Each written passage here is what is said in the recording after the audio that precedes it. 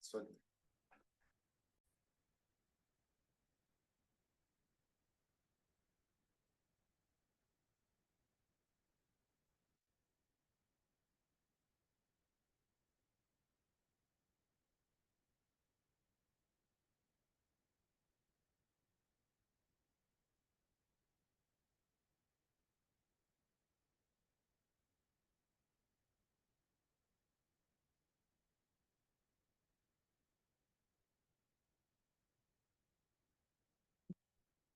Habilitó.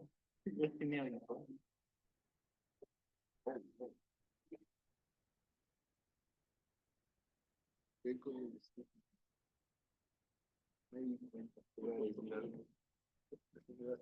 te lo voy a decir.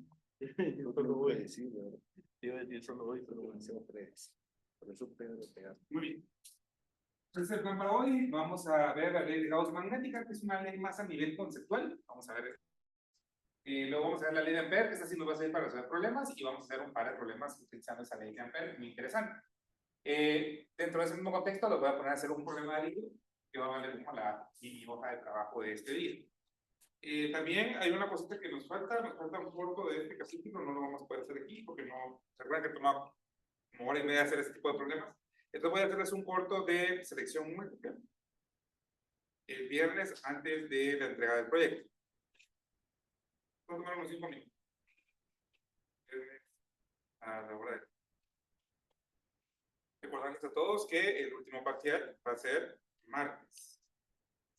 Día 4, que es martes de la semana entrante. Es decir, hoy es 11, el 18. En este mismo salón. ¿Verdad? Y, también están las tareas, la tarea de este capítulo. Una de estas tareas se entrega el sábado. Tareas, creo que son las 6 y las 7, creo.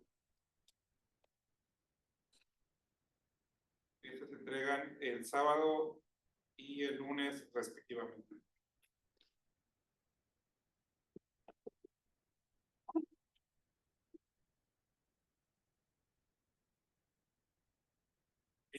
Así que, pues ya se acaba el curso.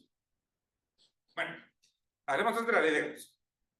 Entonces, para poder hablar de la ley de Gauss, bueno, antes de pasar a eso, ¿tienen alguna duda de fechas? ¿Sí? El corto entonces de selección múltiple es conceptual. Sí, es conceptual. Te puedo preguntar que calcules, qué sé yo, una cosa de una formulita, ¿no? ¿A qué equivale un Tesla? Una cosa así podría ser. Pero calcular una cosita rápida o selección múltiple conceptual. Sí. Solo por la tarea 7 dice que abra hasta el 17 de noviembre a las 00. No sé si lo podría abrir antes para... No, sí, tiene que abrir antes. De pronto eso es un error. Ahorita lo cambiamos. Muchas gracias. Sí. Un error. Me acordaba que le había puesto fecha de cierre, el 17, pero no. Ok, le puse fecha de apertura, el 17. El 9 de octubre. 7. El 7 dijiste.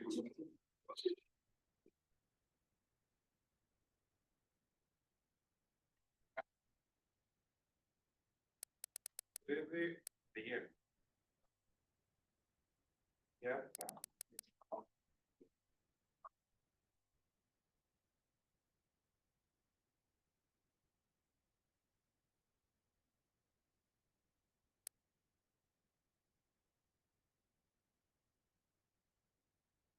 Ya no falló.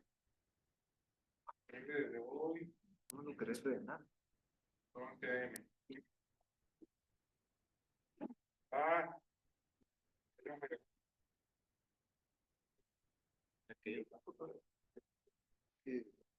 Ayer no, man. Era... Ah, pues.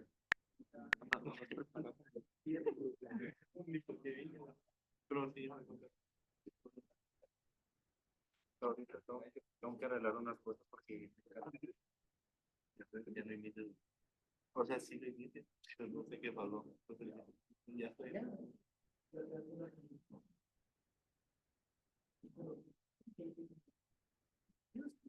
Solo poner el agua.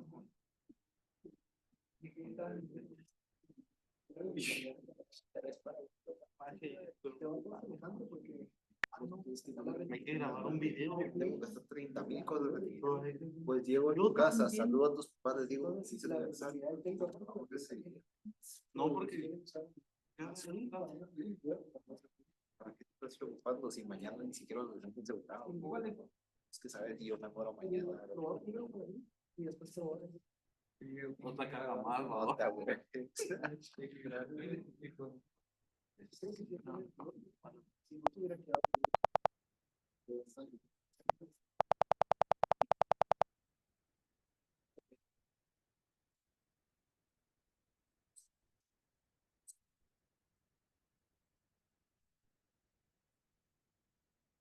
No dejó, pero desde aquí sí. Muy bien, gracias por avisar. ¿Más dudas de todos los avisos comerciales del principio?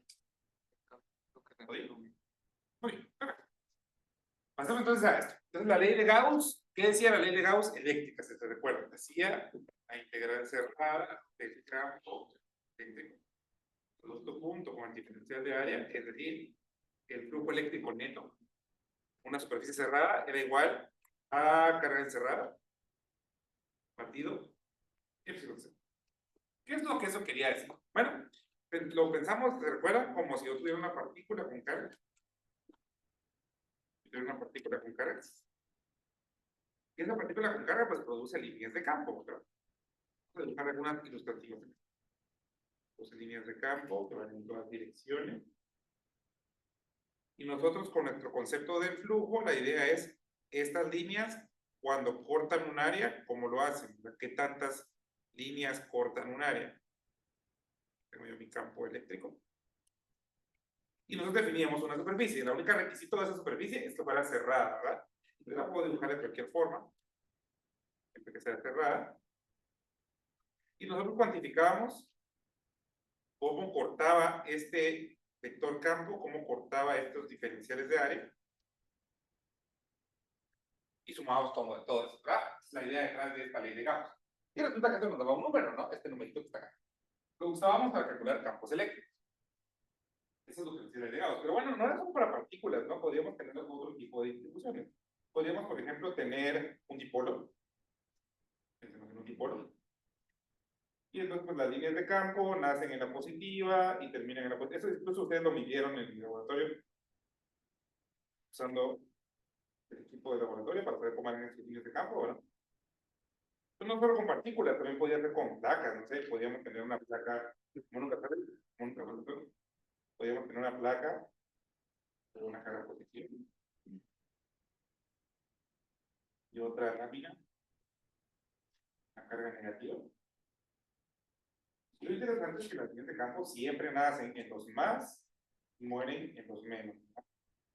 Es decir, un capacitor idealizado, pero habíamos expresado los efectos de borde, ahora no los desprecio. Ahora sí los pongo. Los efectos de borde. En todos estos ejemplos y en todos los que se exparan por vida a ustedes, tenemos la idea clara de que las líneas de campo nacen en las partículas positivas y mueren en las negativas, ¿sí? Todas las líneas hacen eso.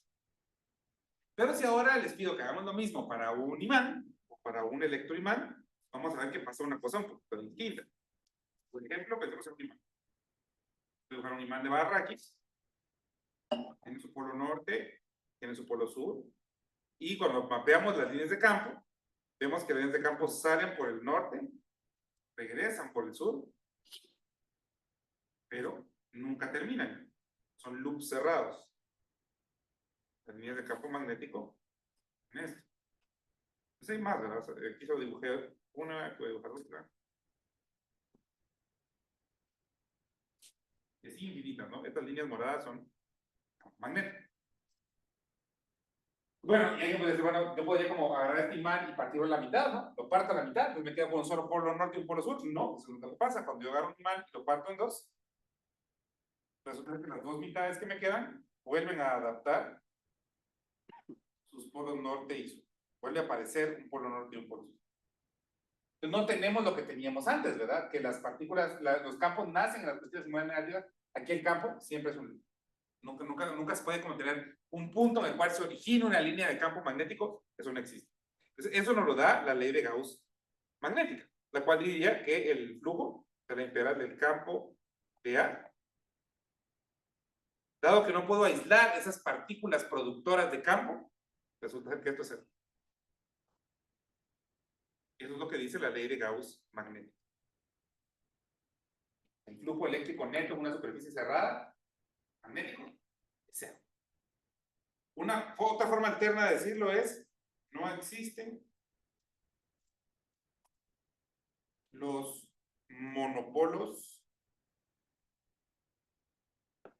magnéticos. Es lo que nos dice la ley de Gauss magnética. Para que ustedes puedan experimentar con sus propias manos, ¿qué quiero decir con esto? Les traje aquí unos imancitos de neodimio que compré la vez pasada. Entonces, quiero que miren que este es un stack que está hecho como de 7 imancitos de monedas. Eso es como que tuviéramos ese imán de ahí, ¿verdad? Entonces, cuando yo lo parto, la mitad, como partir la mitad así. Y entonces se van a dar cuenta, aquí me quebraron uno en la otra sección. Tengan cuidado con eso. Voy a apartar el quebrado. Bueno, entonces, de hecho, el hecho que esté quebrado es interesante. Entonces, si los vuelvo a juntar, como estaban, se pegan, ¿no? Y si lo pongo al revés, se repelen, ¿verdad? Es como que si al cortarlo, pues, tiene su norte y tiene su sur, ¿verdad? Esa es la idea, ¿verdad? Eso voy a pasarle para que lo puedan juguetear. Solo no vayan a acercar a su disco duro ni a sus tarjetas de crédito porque se arruinan, ¿verdad? Pregúntame cómo averiguo eso.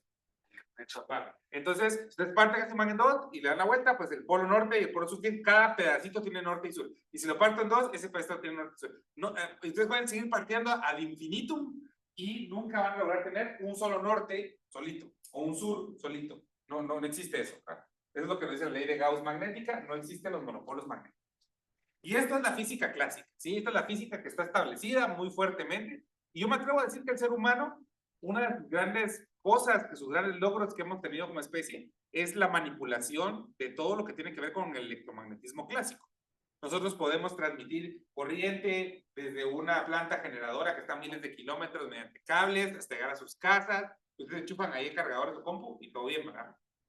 Podemos mandar ondas a través del espacio, podemos mandar ondas de Wi-Fi, podemos fabricar bocinas que son campos magnéticos que vibran, motores, discos duros de computadora. Nos hemos vuelto así súper mega expertos en las manipulaciones del electromagnetismo clásico. Así que esto es lo que me atrevo a decir que el ser humano es lo que mejor controla en cuanto a ciencia se refiere. Ahora, esta es una teoría física vieja, ¿no? El electromagnetismo clásico, digamos que se estableció así como ya verdad absoluta y nadie dudaba de ella, más o menos en el año 1870. En la década de los 1870 quedan establecidas las ecuaciones de Maxwell y el electromagnetismo clásico adquiere su forma teórica fundamental y ya pues se empiezan a construir cosas basadas en ellas y pues es lo que tenemos en la actualidad, ¿no? Es como la ciencia que nos ha dado todas estas cosas que tenemos. Ahora, como les digo, es ciencia vieja. Quiere decir que hay cosas que se han descubierto después que eso. Sí, principalmente el mayor descubrimiento que ha habido en física después del electromagnetismo clásico sería la mecánica cuántica, ¿verdad? Que ustedes han oído en películas y en noticias, ¿verdad? La mecánica cuántica nos está hablando de la física de lo más pequeño, de lo que pasa adentro de los átomos, y eso pues es un rollo completamente pues más profundo, ¿verdad? Pero bueno, ¿qué tiene que ver eso con esta ley de Gauss magnética? Resulta ser que pues se empezaron a plantear muchos modelos que nos hablan de cómo están compuestos los átomos y descubrimos que existían estas partículas adentro de los átomos, los electrones, los protones, los quarks y todo eso. Entonces nacen todas esas teorías más modernas que nos hablan acerca de lo más pequeño, ¿no? La mecánica cuántica.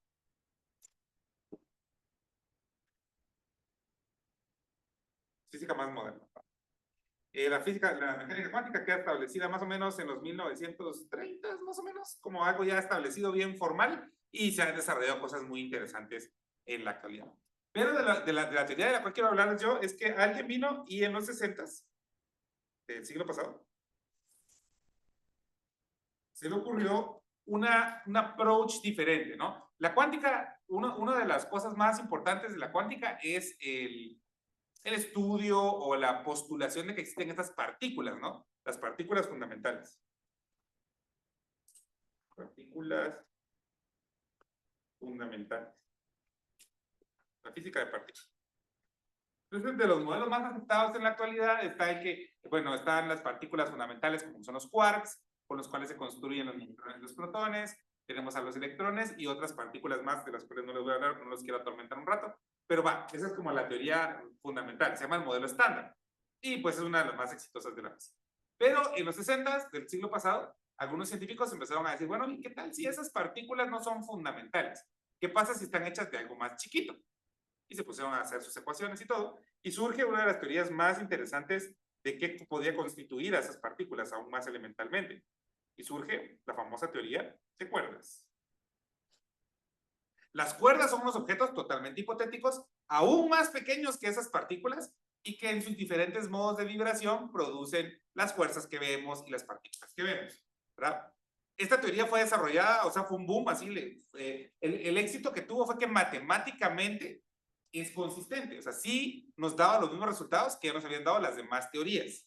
Entonces, qué buena está esta teoría de cuerdas, ¿va? Entonces se volvió un boom. Entonces, muchos físicos se quisieron estudiar eso, pero vuelvo a repetir, a un nivel teórico. Las ecuaciones funcionaban, nos daban los mismos resultados del electromagnetismo, nos daban los mismos resultados que la cuántica, y todo el mundo andaba muy feliz. Y es como, no, esta teoría pareciera ser el futuro de la física, decían todos a finales del siglo XX. Y pues ya pasaron más de 60 años.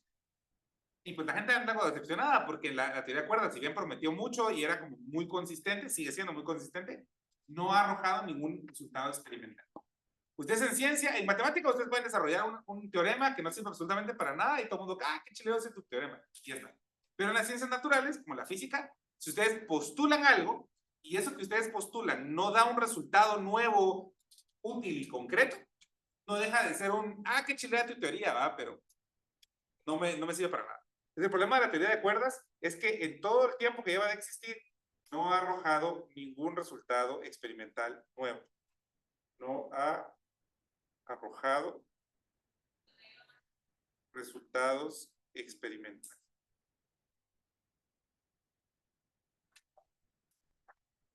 Entonces, si bien es útil porque nos sirve como para ver la consistencia de nuestras teorías actuales, no es tan útil, gracias. ¿Ya todo el mundo manoseó los imanes?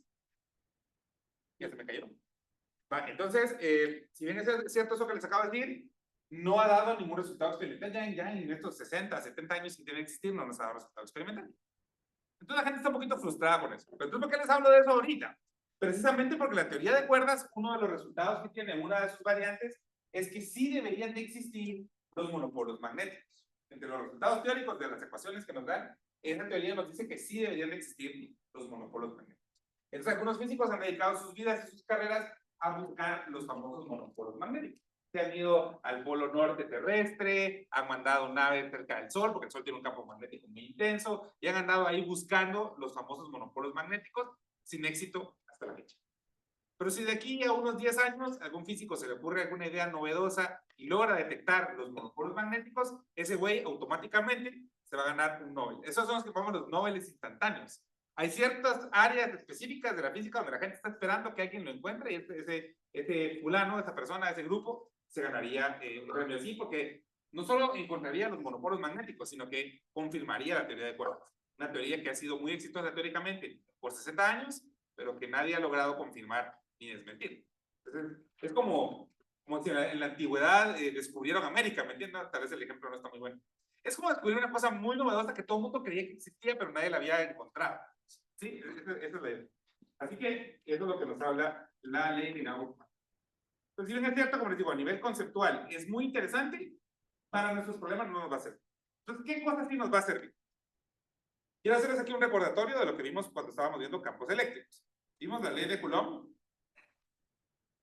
la cual dice que el diferencial de campo es el diferencial de carga por una constante que es 1 sobre 4 pi, epsilon 0, distancia cuadrado r sombrero. Y esa ley de Coulomb la podemos integrar para obtener el campo de una varilla, el campo de un anillo, el campo de un plato cargado, y podemos encontrar ese tipo de cosas. Y luego vimos la ley de Gauss, la cual nos decía que la integral cerrada del campo producto punto con el diferencial de área era igual a la carga encerrada partido de epsilon 0. Y nosotros la usamos porque es una ley que nos permitía encontrar campos eléctricos siempre que hubiera alguna simetría valiosa. Por ejemplo, se recuerda que la usábamos mucho cuando teníamos simetrías esféricas, pero variables. ¿Se recuerdan? Entonces vemos, ¿cómo es el campo dentro de esta esfera? Pero ¿cómo es afuera de esta otra? ¿Sí? Cuando tenemos un cascarón conductor, ¿cómo es que cambia? Entonces, ya sacamos el campo eléctrico, ¿se recuerdan? Ahora hagamos lo mismo, pero vámonos a lo magnético. De lo magnético, el equivalente a la ley de Coulomb es la famosísima, la de Biot-Savart, que vimos la semana pasada. La cual dice que el diferencial de campo magnético es igual a una constante por la corriente, por su diferencial de alambre, producto cruz con el R unitario, digo, la distancia R cuadrada. ¿Se dan cuenta? La ley de Biot-Savart y la ley de Coulomb son muy similares, ¿no? Es la misma idea, en esencia. Yo tengo un objeto más chiquito, lo integro para obtener cómo se comporta el objeto grande, lo mismo Biot-Savart. Entonces, ¿qué pondríamos aquí? ¿Cuál sería el equivalente a la ley de Gauss, pero para cosas magnéticas? Ya vimos que no es la ley de Gauss magnética porque esa no nos sirve para hacer cálculos. Entonces viene a salvarnos la ley de Ampère. La ley de Ampère dice lo siguiente: integral cerrada del campo, pero ahora esta integral cerrada no es una integral de área como era la ley de Gauss, es una integral de línea. Entonces por eso le pongo aquí punto diferencial de longitud de arco. La longitud de arco que miramos en física, en cálculo 2. ¿Sí? Pues la integral cerrada de una curva cerrada resulta ser que es igual a una constante, que en este caso es mu sub 0, multiplicado por la corriente encerrada. ¿Se dan cuenta? Es muy similar a la ley de Gauss. Muy similar, ¿verdad? Nos habla de algo encerrado, nos habla de algo encerrado, hay una constante, hay una constante.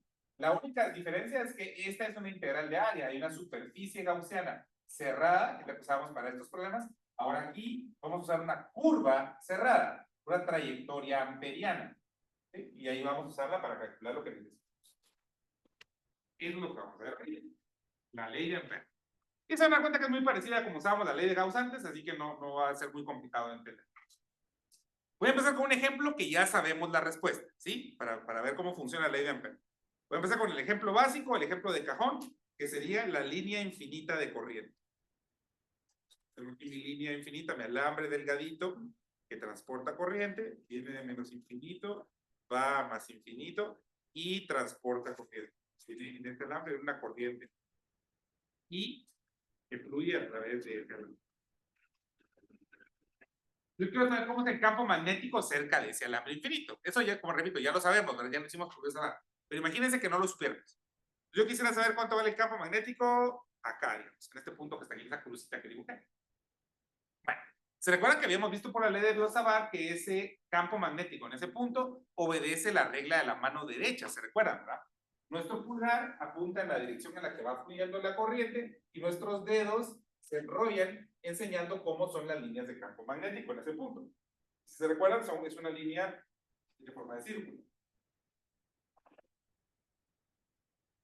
Campo magnético, no me quedó bien ahí, te pongo un poquito. ¿Qué pasa?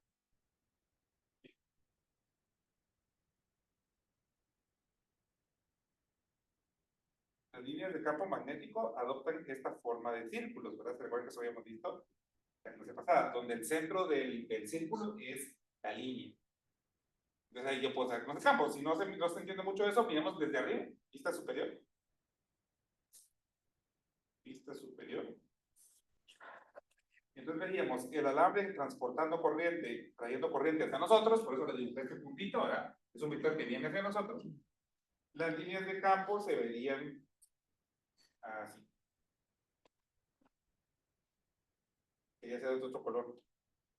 Sí. Las líneas de campo se verían así.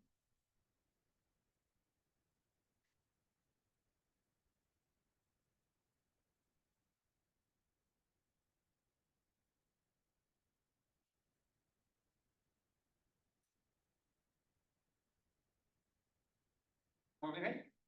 Así se ve la línea. Bueno, calculémoslas usando la ley de Ampère. Entonces, así como en Gauss, nosotros decimos, bueno, hagamos una superficie, ¿qué forma le damos? A una esfera que sea cerrada o un cilindro. Ahora, lo que tenemos que escoger no es un área, no una superficie. Tenemos que escoger una trayectoria. Cualquier trayectoria.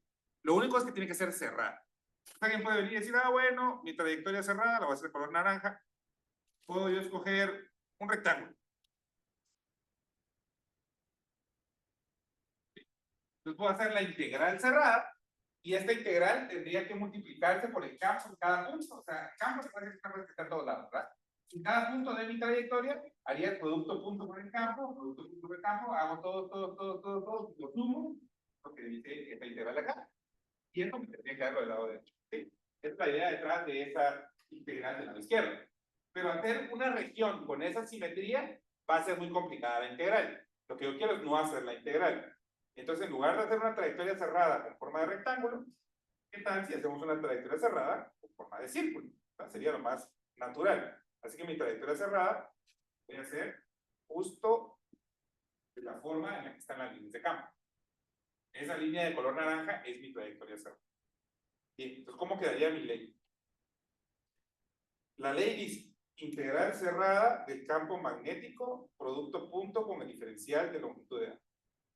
De acuerdo a lo que dibujé acá, se dan cuenta que en todo punto de la trayectoria naranja, el campo quedó negro y la trayectoria quedó naranja, son totalmente paralelos. En todo punto son totalmente paralelos, ¿verdad? Como son totalmente paralelos, entonces el producto punto se vuelve producto de magnitudes. Ya perdimos de ahí la parte vectorial.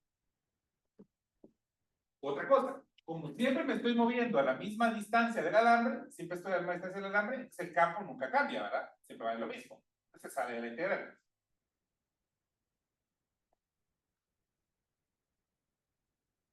¿Okay? Y ahora, esta integral, ¿se recuerdan que cuando integramos el diferencial? Es una integral bien fácil, ¿verdad? Nos da el todo, ¿no? El objeto como grano. Y como es la integral de línea, es la longitud de arco, estoy hablándoles de el perímetro de esta trayectoria naranja. Esta integral que está aquí es el perímetro de esta trayectoria naranja. Y que aquí es igual el perímetro de un círculo. Ustedes aprendieron en quinto primaria que el perímetro de un círculo es los dos filos.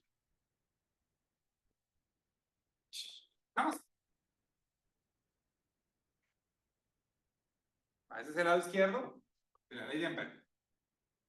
Y Ampère nos dijo que eso aquí es igual. Arriba está. Dice que eso que acabamos de calcular es lo mismo que mu sub 0 por la carga encerrada.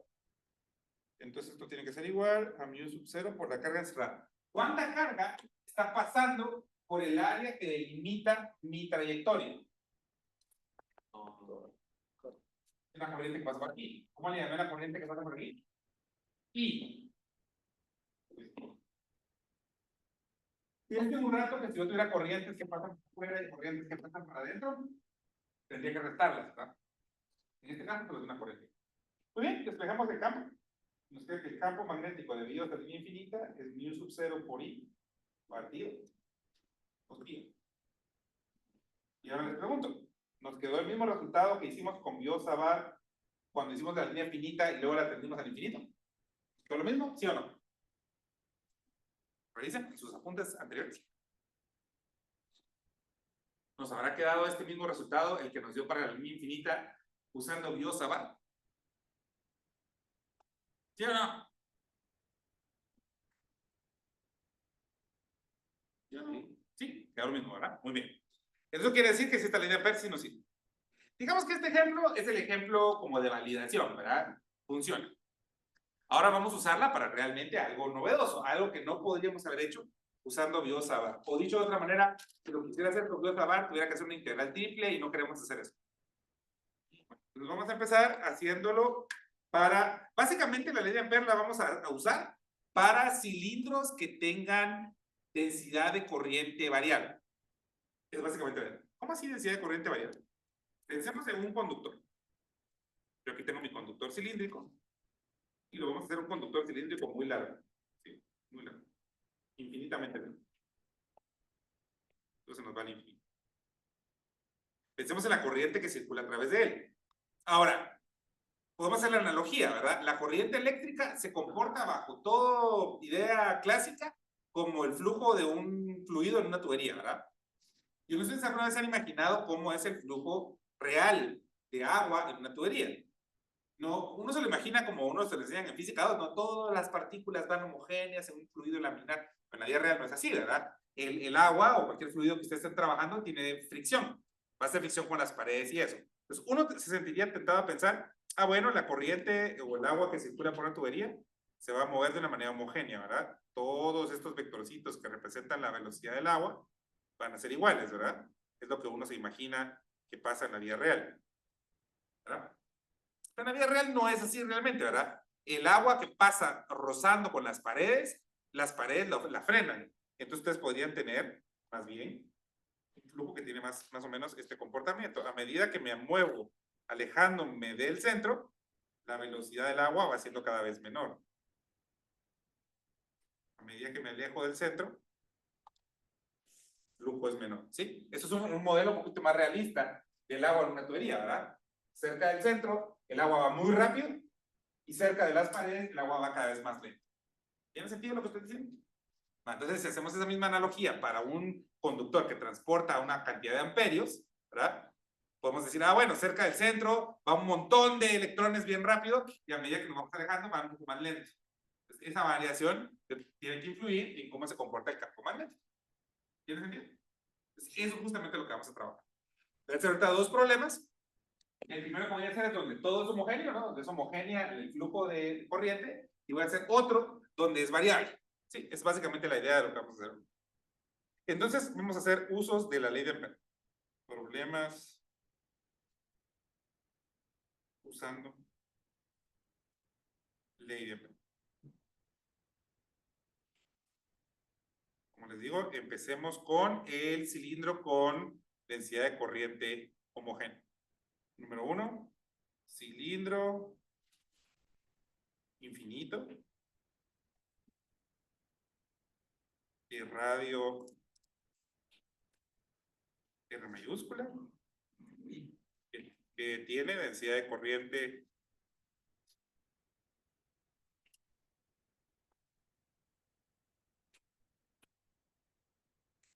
homogénea con corriente y subo. Quiero averiguar cuánto vale el campo en las dos regiones que hay, ¿verdad?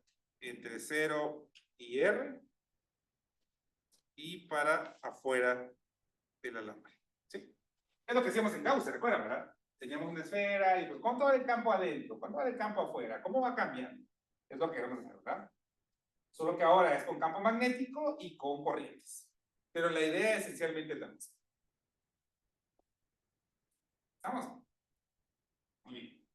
Entonces, ustedes recuerdan, cuando trabajamos estos problemas donde habían varias regiones, siempre recomendaba yo trabajar primero con la región externa. Y vamos a hacer lo mismo aquí, ¿verdad?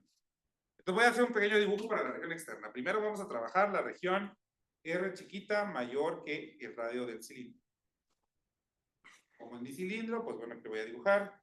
Tenemos nuestro cilindro que transporta corriente, es infinitamente largo, es importante. Y piensen en la corriente que él produce, es homogénea. ¿Qué significa que sea homogénea? Significa que si yo recorto un pedacito de ese cilindro de cualquier parte, imagínense que mida 1 centímetro cuadrado, por decir algo, y lo corto también en otro lado, la corriente va a ser la misma. Está homogéneamente distribuida. Todos estos vectorcitos son paralelos, vienen hacia nosotros y están homogéneamente distribuidos. Me va a disparar la tripofobia ahorita, pero bueno. ¿Ok? Ahí hice mi dibujito más o menos. Está homogéneamente distribuida la corriente.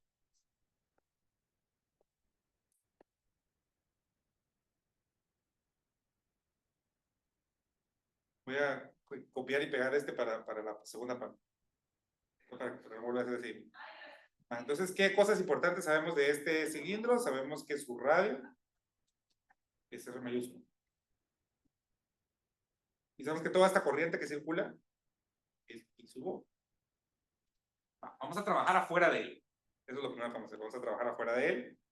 Entonces, no hago una superficie gaussiana como hacíamos antes, ¿verdad? Ahora no es un área. Ahora es una línea, una trayectoria. Y tiene que ser cerrada. Entonces, ¿qué figura debo utilizar? Pues como la simetría del problema es circular, voy a usar un círculo, ¿verdad? Entonces, mi trayectoria amperiana lo voy a dibujar con esta línea discontinua de color naranja. Esta sería mi trayectoria amperiana. el equivalente a la superficie gaussiana que hacíamos antes, concéntrica, ¿verdad? Recuerden que las trayectorias amperianas tienen dirección, así que vamos a ponerle flechitas a esa trayectoria amperiana, usando la convención de la regla de la mano derecha. Como la corriente viene hacia nosotros, la trayectoria amperiana, para que me quede positiva, tiene que ser en sentido antihorario, ¿ven? Mi pulgar apunta para donde va la corriente, mis dedos apuntan para donde va la trayectoria amperiana. ¿Cuál es el tamaño de ese círculo naranja?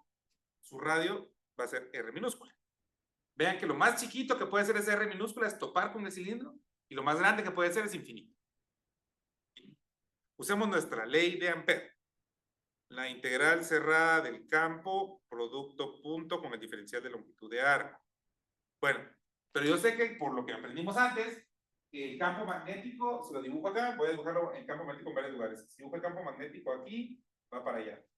Si dibujo el campo magnético aquí, va para allá. Y así, en todos los puntos donde yo dibujo estas flechitas moraditas, que representan el campo magnético, siempre es paralelo a las líneas naranjas.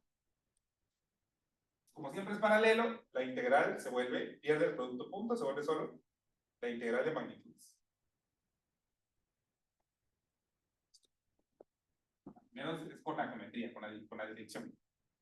La segunda parte es como estoy a la misma distancia siempre, el concéntrico, ¿no? No cambia la distancia, por eso el campo es el mismo en todos lados, en magnitud, y por eso se sale de la integral. Y como vimos en el ejemplo pasado, la integral de esa trayectoria, de ese perímetro de la trayectoria, sería b por 2pi. Y eso tiene que ser igual a mu sub 0 por la corriente encerrada. ¿Cuánta corriente encierra mi trayectoria de color naranja? En el dibujo se ve. ¿Cómo? Toda la corriente. Toda la corriente, ¿verdad? Y sub 0 le llamo. Entonces es u sub 0 por i sub 0. No hay nada más que hacer. Dejemos para el cambio. El campo va a ser mu sub 0 por i sub 0 partido 2pi por e. Así se comporta el campo afuera del cilindro.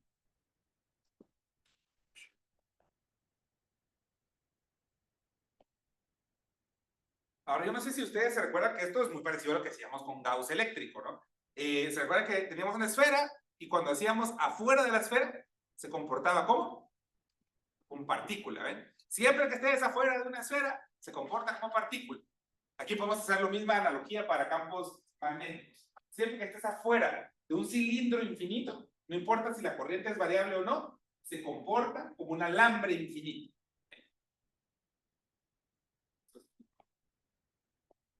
¿Alguna pregunta hasta ahí? ¿Sí? Es que en la, yo no sé si lo copié mal en la clase anterior, pero lo que nos dio con Biot-Savart tenía el signo negativo. Ah, bueno, eso era por la dirección. Con Biot-Savart sí tomamos en cuenta para dónde iba Z positivo y Z negativo. Ajá. Puede ser que te haya quedado con el signo para el lado que no era. Ah, Por ejemplo, si la corriente iba entrando al pizarrón, el campo magnético iba para el lado contrario. Entonces sí, no te preocupes. O sea, eso seguramente fue por la forma en que puse yo los ejes. Pero lo que me importa es la magnitud. ¿Sí? La magnitud del campo es esa. Y obedece la regla de la mano derecha. Sí. Ajá, sí. Muy bien. Si te das cuenta, la respuesta no es un vector, ¿verdad? Es un escalar, es la magnitud del campo. Sí, aquí le quitamos. Bueno, vamos a la segunda parte del problema. Vamos a ver qué pasa adentro de nuestro cilindro. Es decir, ahora ya no voy a hacer mi trayectoria amperiana afuera, sino que ahora voy a hacer mi trayectoria amperiana adentro de mi cilindro. Mi trayectoria amperiana viene aquí.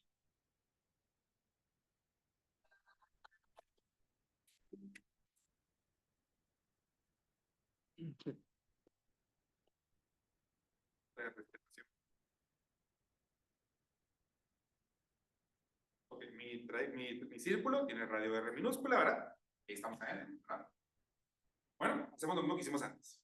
Ya no voy a hacer todo el show de que la integral se vuelve pasito por pasito. Ya sabemos que la integral cerrada del campo magnético, producto punto con el diferencial de longitud de arco, de una vez, voy a poner B por 2pi. Ya sabemos que eso es cierto. Ahora, por la ley de Ampère, eso es igual a mu sub 0 por la corriente encerrada. Pero ahora la corriente encerrada ya no es I sub 0. I sub 0 es la corriente de todo el cilindro, ¿verdad? Pero yo no quiero la corriente de todo el cilindro. Yo solo quiero la corriente que está encerrada dentro del círculo pequeño. Entonces, ¿cómo le hago para encontrar esa corriente de adentro? ¿Qué herramienta, qué regla, qué procedimiento puedo hacer para saber cuánta corriente es la que pinté de color negrito ahorita? A ver, no creo que me den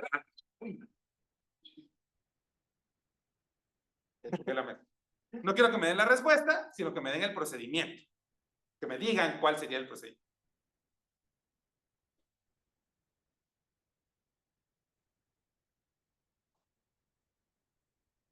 A ver. Si ustedes tienen un todo, de la corriente de todo, y quieren un pedacito de ese todo, ¿qué hacen? Integrar. Integrar. En general sí, pero integramos cuando es variable lo que estamos queriendo saber el pedazo. En este caso no es variable, así que es un poquito más sencillo que integrar. Voy a poner un ejemplo. Voy a poner un ejemplo. Siempre quiero hacer ejemplos como para ustedes de compu, ¿no? Imagínense que ustedes están trabajando en un proyecto de gráficas por computadora y tienen ustedes que hacer algo con la pantalla. Entonces tienen ustedes una cantidad de píxeles su pantalla y tienen una cantidad de píxeles. Y bueno, yo tengo que trabajar con eso porque quiero saber cuántos píxeles hay solamente este cuadrito de aquí. ¿Cómo le hacen? Entonces van a su Google, ¿no? Investigan. Imagínense que es una pantalla 4K. Y una pantalla 4K tiene 3840 píxeles de ancho por 2160 píxeles de alto. ¿Sí? Y ustedes quieren saber cuántos píxeles ocupa solo este cuadrito. O van a hacer mi cálculo ahí para poner ahí algo. ¿Cómo le hacen? Una proporción. ¿Cómo? Agarro el área chiquita y la divido por toda la pantalla y la multiplico por ¿Pero cómo le llamaste a eso? el área chiquita. No, pero esa es la palabra clave. Es una proporción. Muy bien. Hacemos una proporción. Es exactamente lo que se hace. Muy bien contestado. Hacemos una proporción. Entonces aquí vamos a hacer exactamente eso. Una proporción. La proporción proviene del concepto de la densidad de corriente. ¿Se acuerdan que es una variable física que ya hemos trabajado antes?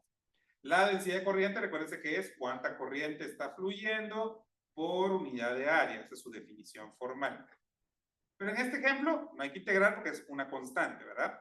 Saquemos la densidad de corriente de todo el cilindro. La densidad de corriente de todo el cilindro sería su corriente, que se llama I sub 0, partido su área total. Como el cilindro mide R mayúscula de radio, perdón, sería pi por R mayúscula cuadrada. Esa es la densidad de corriente de todo el cilindro. Pero ahora quiero la densidad de corriente solo del cilindro que está acá, solo del círculo de la trayectoria amperiana. Sería la corriente encerrada dividido el área de ese círculo naranja. Que es pi por R minúscula cuadrada. ¿Está de acuerdo? Igual es la densidad de todo el cilindro a la densidad solo de la que está encerrada dentro de la trayectoria amperiana. Se dan cuenta que se cancela pi, pi, y despejamos la corriente encerrada de. Entonces la corriente encerrada nos queda una proporción del total. Tenemos R cuadrado partido R minúscula cuadrada partido R minúscula cuadrada. ¿Ven? Una proporción, como dijo su compañero. ¿Damos?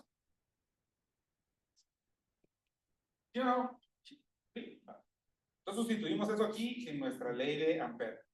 Entonces nos queda el campo por 2 pi r es igual a mu sub 0 por la corriente encerrada, pero la corriente encerrada es I sub 0 por R minúscula cuadrado partido R mayúscula cuadrada.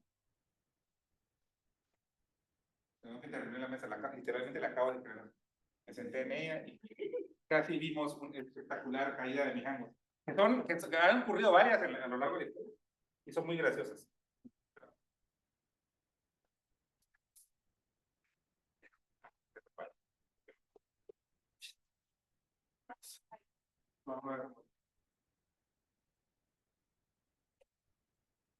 Una vez que me caí enfrente de unos chavos de la licenciatura en física, estábamos haciendo un experimento y estábamos grabando, precisamente era patear una pelota hasta arriba y ver qué tan alto subía.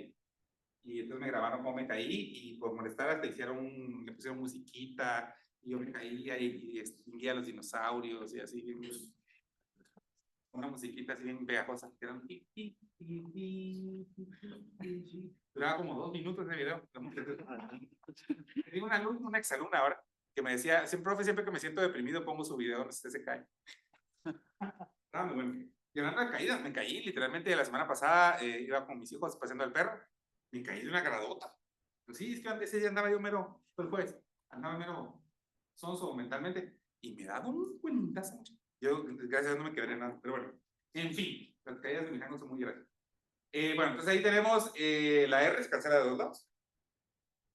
Y entonces nos queda este campo. El campo magnético nos quedó como mu sub 0 y sub 0 partido 2pi r cuadrado por r. Quiere decir que el campo adentro del cilindro, adentro del transportador de corriente, cambia de manera lineal.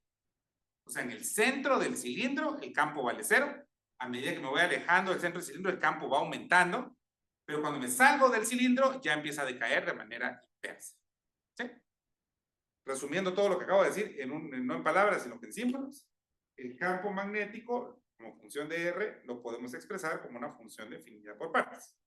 Adentro, esa que tenemos ahí, mu sub 0 y sub 0 sobre 2pi r cuadrado r. Esto es cierto para 0 menor que r mayúscula, y afuera se comporta como una línea infinita de corriente, mu sub 0 y sub 0, partido 2pi r. Esto es cierto para r chiquita mayor que r grande. Ese es el resultado de lo que acabamos de hacer. La aplicación de nuestra ley de Ampère. No sé si tienen alguna pregunta. ¿Se dan cuenta? El proceso es el mismo que hacíamos cuando hacíamos la ley de Gauss eléctrica. Es esencialmente el mismo, ¿verdad? Con las pequeñas diferencias del caso, pero es muy, muy similar. Yo no sé si ustedes se recuerdan, cuando hacíamos los problemas de Gauss y escribíamos la función por partes, que era lo primero que yo les preguntaba. Era Sí, eso continuo. porque ¿Será que es continuo? ¿Será que es continuo? ¿Cómo podemos saber eso? Sí, pues es que sí, pero no, ¿cómo le hacemos para saber que es continuo? Evaluamos en Le evaluamos, ¿verdad? Evaluamos el borde interior con la R mayúscula, evaluamos el borde exterior con la R mayúscula y miramos si nos queda lo mismo. Si nos queda lo mismo, o sea que sí es continuo. Entonces eso quiere decir que le puedo poner el menor o igual aquí o el menor o igual aquí. No importa. Voy a poner la de abajo y lo voy a poner en azul para que quede como clarito que hicimos ese análisis posterior. Voy a poner aquí un asterisquito y es continuo. Esa función que acabamos de encontrar es continua. Y siempre después de haber hecho ese análisis si era continuo o no, ¿qué cosa les pedía después? graficar. La gráfica de la función. Entonces les voy a dar ahorita 2 minutitos para que me grafiquen esa función. Aquí mi cronómetro 2 minutos. Y ustedes van a graficar esa función, por favor. Fíjenla, grafíquenla. Porque en el examen vi una de esas. Fijo, fijo, fijo.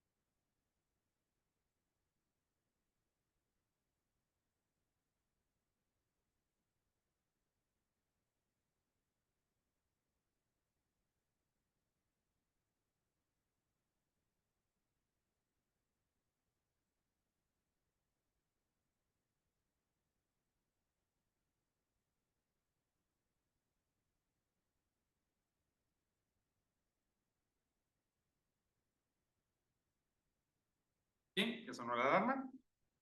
Entonces lo que les tendría que haber quedado sería lo siguiente. Una gráfica que solo existe en el primer cuadrante, no hay nada negativo en ningún lado. Este es mi eje de radio, mi eje del campo. Lo primero importante es dónde se termina el cilindro. Digamos que el cilindro se termina acá, en R. Y entonces vamos a decir que antes de eso se comporta de manera lineal, entonces voy a hacer una línea hasta acá. Y es una línea, es una recta que pasa por el origen, ¿verdad? Porque tiene, no tiene intercepto, quiero decir. Comienza en 0 y llega hasta acá. Ese comportamiento antes de salirnos del cilindro. Y afuera del cilindro se comporta como una función inversa. La función inversa se recuerda que es asintótica al eje R, ¿verdad? Entonces, para que esto quede bien, esa línea, alguien puede pensar, bueno, ¿y esa proporción cómo es? Ah, bueno, este comportamiento es R a la menos 1. Muy bien. ¿Y qué otra cosa es importante que tenemos que poner ahí? El valor máximo. ¿Sí? Este valor de acá. Y ese valor máximo nos dio, lo sustituimos, puede ser arriba o abajo, es lo mismo, ¿verdad? Nos quedaría mu sub 0, i sub 0, partido 2 pi r mayúsculo. Ahí está. Esa gráfica saca 100 de 100 en el Excel. Ilustra cómo está comportándose el campo magnético, tanto adentro, fuera del núcleo esférico. ¿Tienen alguna pregunta?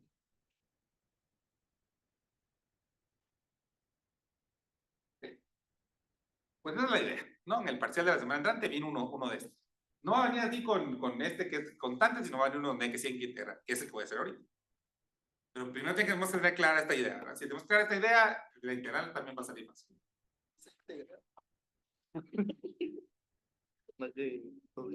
Voy a tomar el reporte de problema, que es uno de nivel.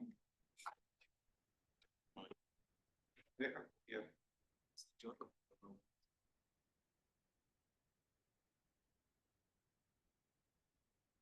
El problema que realmente me importa que le pongamos toda la atención es este que viene a continuación. Este es su libro de texto, es el 2881. Dice así: un cilindro sólido, largo, recto y orientado con su eje en la dirección Z conduce una corriente cuya densidad es J. La densidad de corriente, aunque simétrica con respecto al eje del cilindro, no es constante y varía de acuerdo con esta relación. J, vector, es 2i sub 0 partido pi a cuadrado por 1 menos r sobre a al cuadrado, todo eso en la dirección de k para r's menores que a. Y para r's mayores que a es 0. Básicamente me está diciendo que es un cilindro con densidad variable. Si quieren hagamos un dibujito rápido para que entendamos qué está pasando ahí. Nuestro cilindro, igual que el anterior, pero tiene una diferencia. En el anterior, todos los puntitos que salían de corriente estaban igualmente espaciados, ¿verdad? En este no. Si se dan cuenta, en este nos dice la función que cerca del centro, cuando r vale 0, tiene un valor fijo. Y es lo de la constante que está afuera. Y a medida que nos vamos alejando por culpa de ese signo menos, la densidad de corriente va reduciendo. Es decir, que al alejarnos del centro hay menos corriente. Se parece a lo que les dije de que las paredes del recipiente como que frenaran a la corriente, como en el ejemplo que les di del agua, ¿verdad? Si lo quiero dibujar, sería más o menos así. Los vectores corrientes cerca del centro están muy densos, muy pegados unos con otros. Pero a medida que me voy alejando, se van espaciando más. Y mientras más lejos del centro esté, más espaciados están. Más o menos así es la idea, ¿ven? Comparen, contrasten ese dibujo con este otro dibujo, ¿ven? Aquí estaban todos igualitamente distribuidos. Mientras que en el de ahora, están más cerca del centro, todos más compactos cerca del centro, y menos en las orillas. ¿Ok? Vamos a robar esto para la segunda parte. No me acuerdo. Voy a pegar la siguiente hoja para la segunda parte.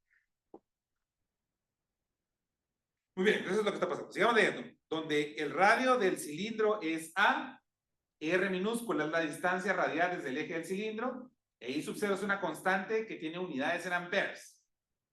Y si esto va, demuestre que I sub 0 es la corriente total que pasa a través de la sección de la lámpara. ¿Ok? ¿Qué es lo que ustedes me estaban diciendo? ¿Se acuerdan que les dije, cómo le hacemos para encontrar la corriente que pasa? Y ustedes me dijeron, hay que integrar. Pues ahora sí hay que integrar. Entonces, para el inciso A, utilicemos la idea de que J es de I en de A. Es decir, que la corriente es J de A. Hay que integrar. Hay que integrar ambos lados. Pues integrando ambos lados de esta ecuación que acabo de escribir, me quedaría que la corriente, queremos la total, es la integral de J de A. ¿Pero quién es J? Eso que nos dieron ahí arriba, ¿verdad? 2 y sub 0 sobre pi al cuadrado multiplicado por 1 menos r sobre a al cuadrado por de a. Pero ¿quién es de a? Para que nos recordemos todos de quién es de a, lo voy a dibujar aquí arribita. ¿Quién es el diferencial de área en este tipo de problema? Pues bueno, lo que tenemos es un círculo, pero que ya cambié de color. Diferencial de radio, ¿no? Básicamente esa es la idea. Entonces, este diferencial de radio nos quedaría, no me quedó muy concéntrico, créeme. Son como capitas de cebolla, más o menos. El diferencial de área es esta área que estoy pintando ahí de moradito. Este circulito tiene radio variable R, ¿verdad? Entonces quiero el área que está ahí pintadita. Entonces, ¿cómo le hago? Recuerden que esto es lo que hemos hecho antes. Agarro mis tijeras mágicas, corto y lo estiro. En realidad es un rectángulo, ¿verdad? Su base mide 2 pi, voy a escribir el diferencial de área. Su base es 2 pi R. Y su ancho es entonces, eso es lo que va en mi integral. En vez del de A pongo 2 pi R de R. Entonces aquí va por 2, espérense. 2 pi R de R. Con esa integral voy a sacar la corriente. Como quieren la total, piensen que son como capitas de cebolla, ¿no? Tiene una en el centro y luego de afuera, son capitas de cebolla, ¿verdad? ¿De dónde a dónde tengo que hacer la integral para obtener el resultado? De 0 a A, muy bien. Porque ese cilindro mide A de radio. ¿Estamos? Entonces, la integral hay que hacer. Esa integral está bien fácil. Voy a sacar todas las constantes. Primero me doy cuenta que se cancelan los pis. Y entonces se sale de la integral lo constante, que sería 4 y sub 0 sobre a cuadrado.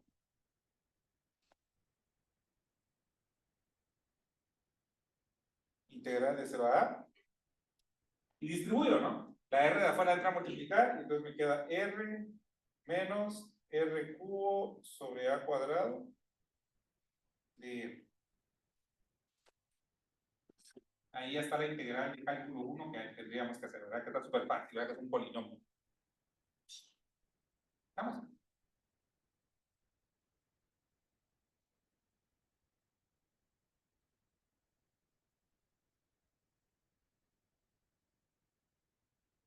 Hagamos la integral. Entonces nos quedaría 4 y sub 0 sobre a cuadrado. La integral de R es R cuadrado medios. La integral de R cubo es R cuartos. Tenemos una cuadrada aquí. Y se evalúa entre 0 y A. Al evaluarla en 0 da 0, ¿verdad? Al evaluarla en A nos queda 4 y sub 0 sobre A cuadrado por A cuadrado medios menos A cuadrado cuartos. ¿Cuánto es un medio menos un cuarto?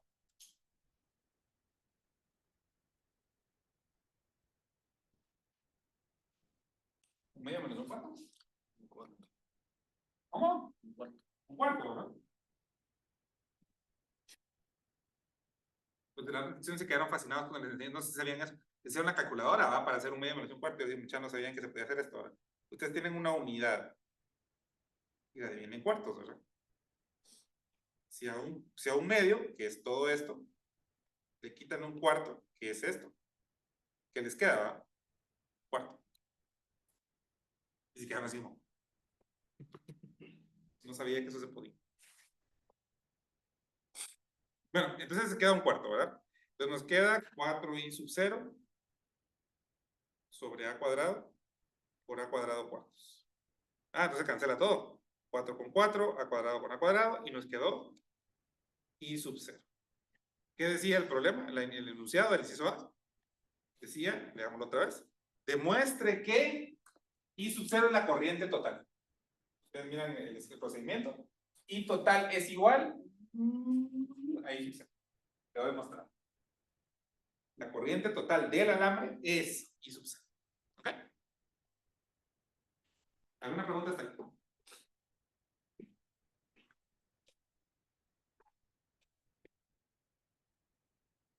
Muy bien. Vamos ahora con el inciso B. El inciso B nos decía, hay el campo afuera. Entonces, en realidad, no toca hacer nada, ¿verdad? Porque ya sabemos qué pasa afuera de un cilindro de estos, ¿verdad? Sabemos que la integral cerrada del campo producto punto de S es B por 2 pi R, y eso es igual a mu sub 0 por la carga encerrada, que es I sub 0. Entonces, el campo vale mu sub 0, I sub 0 sobre 2 pi R. Afuera de una distribución con forma cilíndrica, el campo se comporta como que fuera un alambre infinito. Eso ya lo sabíamos. No había que volverlo a hacer. ¿Estamos? Una línea sale, ¿ven? Qué bonito eso. La parte interesante es cuando estamos adentro. En el inciso C nos piden, primero hay la corriente que hay en un pedacito de la trayectoria amperiana. Así que eso vamos a hacer primero. Hagamos nuestra trayectoria amperiana como hicimos en el ejemplo anterior, ¿verdad? Nuestra trayectoria amperiana sería un círculo, lo quería hacer con línea discontinua. Es un círculo que va aquí. Le vamos a poner puntitas de flechita porque es una trayectoria que tiene dirección. Y tiene un radio R minúsculo. Queremos saber cuánta corriente pasa dentro de ese círculo naranja. Pero ya no podemos hacer lo que hicimos en la clase, en el inciso anterior, donde hicimos una proporción, ¿verdad? No podemos hacer ahora una proporción, porque es variable. Ahora hay que hacerlo con una integral. Entonces, vamos a ver. Calculemos aquí. Calculemos aquí la corriente. La corriente encerrada. Bueno, en realidad es la misma integral que hicimos hace un ratito, ¿verdad? Es exactamente la misma integral, me la voy a ir a robar. Es la misma integral que hicimos aquí, ¿verdad? ¿Cuál es la única diferencia con esta integral de acá? Los límites, ¿verdad? En vez de ser de 0 hasta A, va a ser de 0 hasta R. Entonces me la voy a robar así, tal cual. Copy-paste, así, pelado. Me voy a copiar a mí mismo. Voy a hacer plagio a mí mismo.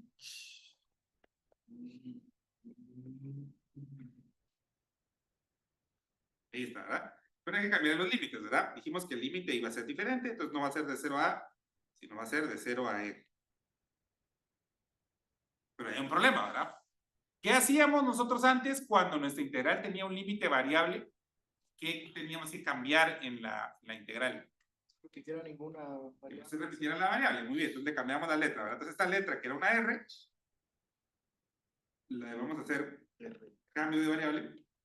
Y podemos poner literalmente cualquier letra, ¿verdad? Porque es una variable que no va a alterar en nada. Yo siempre había usado una R de carta, ¿verdad? Para no confundirme. Podrían poner una X, podrían poner una Z, lo que usted quiera. ¿Listo? ¿Estamos? Por eso se dan cuenta que es lo mismo. Entonces hagamos esta integral, ya la sabemos hacer, ya la hemos hecho. Nos queda 4i sub 0 partido a cuadrado. Nos quedaría R de carta cuadrado medios, restándose con R de carta cuartos sobre 4a cuadrado, y eso se evalúa entre 0 y R. Así nos queda esa proporción, por así decirlo, ese pedacito de corriente. Y entonces al evaluarlo en 0 nos da 0, y entonces nos queda 4i sub 0 sobre a cuadrado, factor de R cuadrado, espérense, se me quedó feo, de R cuadrado medios menos R cuarta sobre 4a cuadrado. Y ahí solo por elegancia voy a factorizar un R cuadrado. Me queda 4i sub 0 R cuadrado sobre... Podría factorizar un 2 también ahí, ¿no? Este de 4 sobre un 2. A cuadrado. Y entonces aquí me queda nada más. R ya no me queda 1 nada más. 1 menos R cuadrado sobre 2a cuadrado. Así nos queda la corriente que pasa por dentro del cilindro, ¿verdad?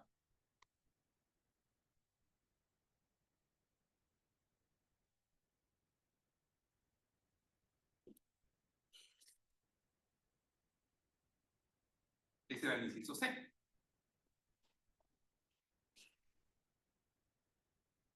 Y por último, el inciso D nos pedía el campo adentro. Y ya usamos esto, justamente, ¿verdad? Usando la ley de Ampere, para el inciso, ahorita tenía la C. Para el inciso D, nos quedaría que B por 2 pi R tiene que ser igual a mu sub 0 por la carga encerrada, que es esa, ¿verdad?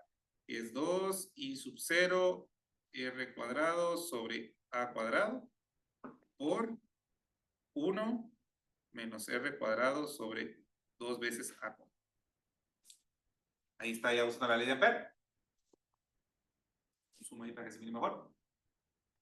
Y veo que puedo cancelar el 2 y la R. El 2 se cancela con el 2. Una R se cancela con una R. Entonces me queda que el campo adentro de este cilindro con densidad variable es mu sub 0 i sub 0 R partido pi al cuadrado. Factor de 1 menos R cuadrado sobre 2 a cuadrado. Ese es el campo adentro de mi cilindro. Tiene forma de función cúbica. Una cúbica, ¿ven?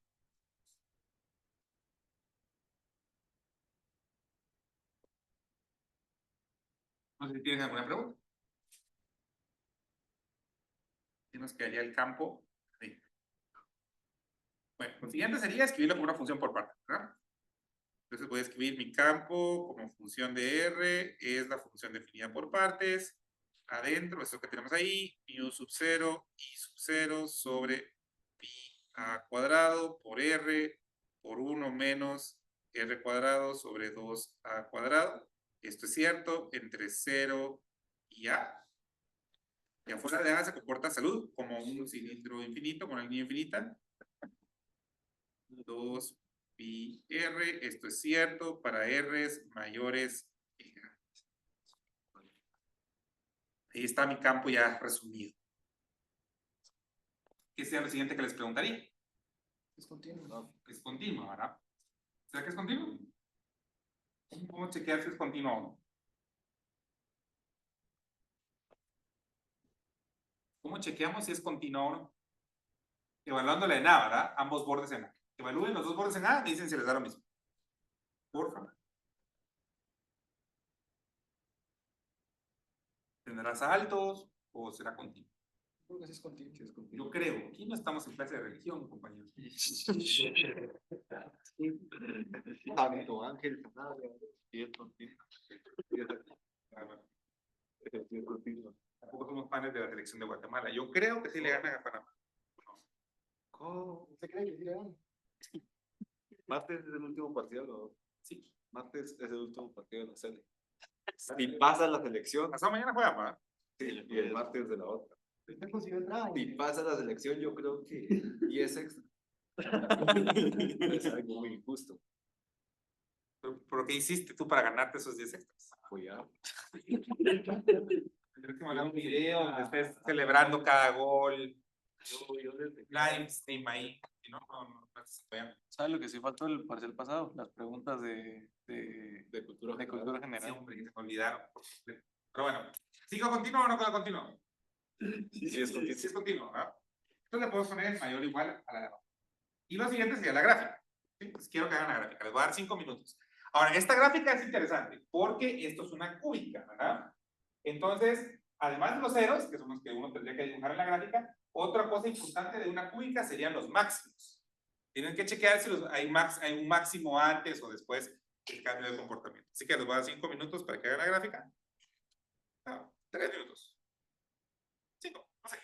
4. 4 minutos para que hagan la gráfica de esa función. Es pura gráfica de las de cálculo 1, ¿no? Tienen que sacar los ceros, los puntos de inflexión, los máximos, todo eso, ¿verdad? Para que quede lo más bonito posible.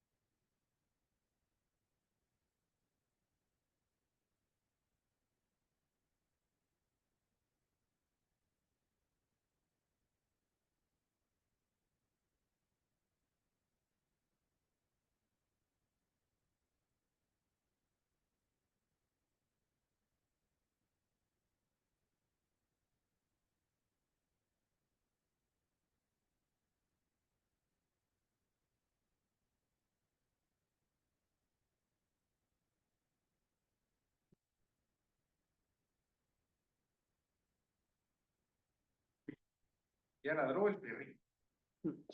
Bueno. Entonces, para hacer la gráfica de esta función, lo primero que vamos a hacer es el control de los ceros.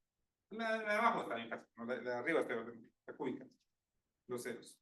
Ya está factorizada, ¿verdad? Entonces vemos que un cero está arriba a la cero. O sea que pasa por el origen.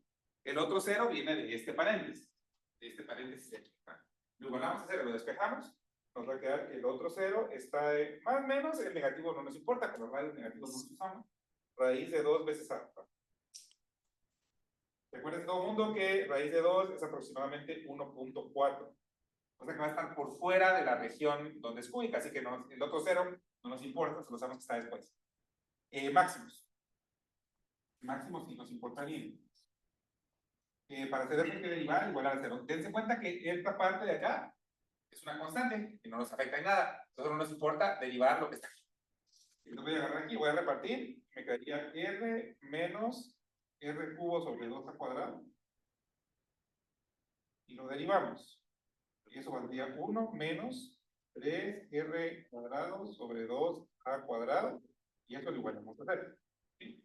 Ahí estarían los máximos. Tiene dos máximos simétricamente ubicados, es una función impar. Entonces voy a pasar entre el otro lado, despejo, saco la raíz, y entonces eso me daría que mi máximo está en más y menos, repito, pero el menos no nos importa, raíz de 2/3 a. El hecho de que 2/3 sea menor a 1 quiere decir que sí está en la región que nos interesa. ¿Alguien podría calcularme eso solo para tener una idea más o menos de cuántos decimales es raíz de 2/3? Decimal. Con un par de decimales, 0. ¿Qué?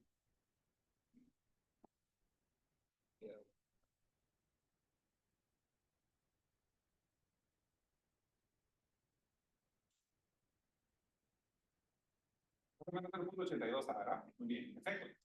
Y ahí estamos, con eso podemos ya hacer nuestra gráfica. Entonces, me vengo para acá, con mi eje del campo, mi eje, espérense, mi eje de la distancia. ¿Sí? Y tengo que el punto más importante de todo esto es donde cambia el comportamiento. Digamos que está aquí, mi A. Bueno, entonces ahí yo sé que va a cambiar de comportamiento. ¿Qué más? Sé que un 0 está acá. Y sé que un 0 estaría aquí después, ¿verdad? En 1.4a, o sea, como por acá. O sea que nuestra función va a crecer y va a decrecer yendo hacia allá. Y vimos que el máximo está como en 0.80 y algo, o sea que está un poquito antes. Mi máximo lo voy a dibujar aquí. Mi máximo está aquí. Bien, raíz de 2/3 a. Vamos a ponerlo como 0.82a para que nos quepa. Ahí está bien. Y ahí estaría el máximo. Vamos a dibujar el máximo acá. Y viene para abajo. Aquí va a estar el cambio de comportamiento. Entonces va a tener alguna cosa más o menos así.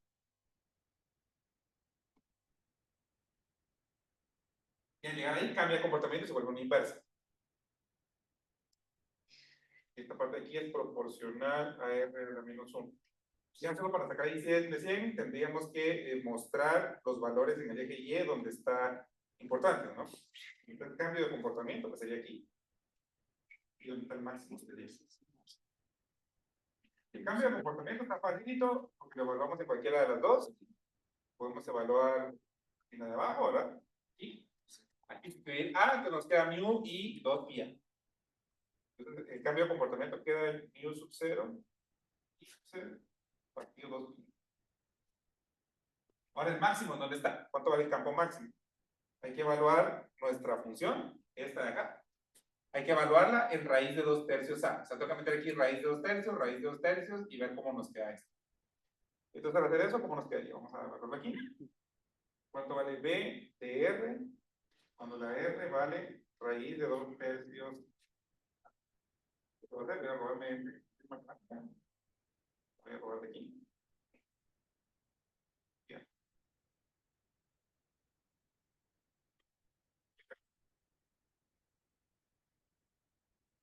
Y eso nos va a dar -0 y 0 sobre pi al cuadrado. Y evaluar, dije, evaluar en R igual a raíz de 2/3 a. Entonces afuera nos queda raíz de 2/3 a. Y en el paréntesis nos queda 1 menos, y como aquí está al cuadrado, ¿va? Pierde la raíz, y nos queda solo 2/3 de a cuadrado partido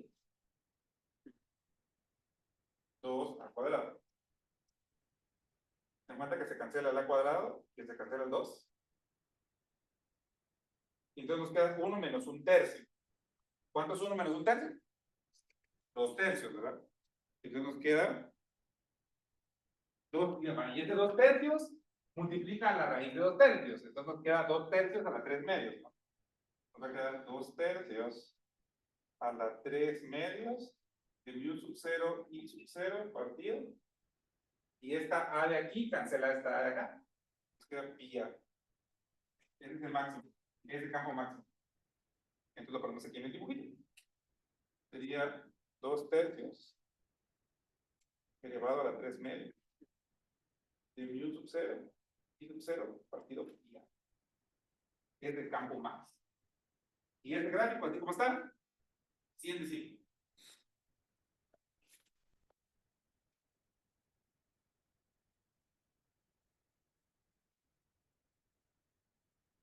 ¿Tienen alguna pregunta?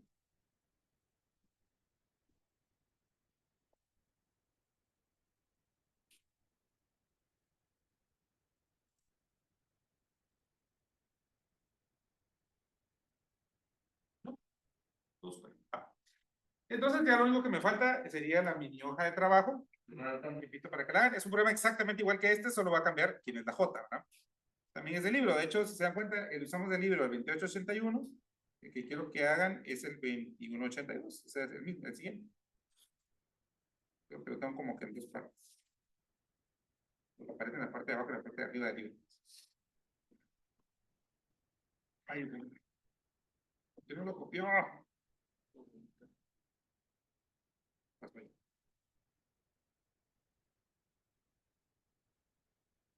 No, no, no. Esto. Copiar. Aquí. Y luego la otra parte del problema. Ojito. Copiar. Ya lo miro. Aquí está. Y vamos aquí. Ya.